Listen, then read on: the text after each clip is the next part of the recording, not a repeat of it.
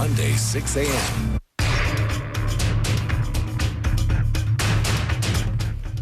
How much does the $787 billion stimulus plan cost you? Well, here's the math. The IRS says between 131 and 132 million people have paid income taxes so far this year.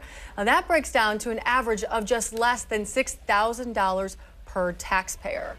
According to what the president has said, tracking the benefits of this huge stimulus bill, the projects completed and the jobs created would be easy for everybody.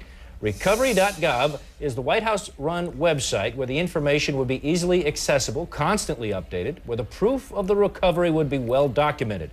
But even that has become much more difficult. Now, Ellen Miller with the congressional spending watchdog group, the Sunlight Foundation, is one of those people trying to keep an eye on all this spending. And Ellen, that hearing sure said a lot about accountability. Only 3 out of the 10 members showed up, and they're the ones in charge of tracking the money.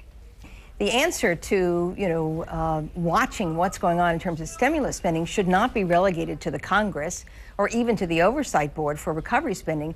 It ought to be in the hands of tens of millions of citizens who are online and looking for information and looking for whatever they might regard as a boondoggle or misspending themselves. That's possible if you put that information on the internet in real time.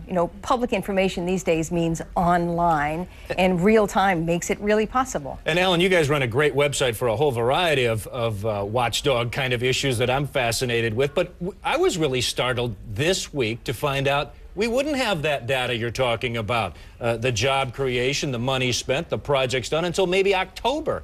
Yeah, that's... half the money will be spent by then. Yeah, that's a little too late, isn't it? It's too little too late, in fact. I mean, we need to see this as it's happening. It has to, to hold the spending accountable, whether it's the federal government spending, giving it to the states, who are then, subcontracted to contractors, and the people who actually carry it out. We need to be able to follow that money trail. It's all possible from a technological point of view, but the administration has to decide to give us that kind of information.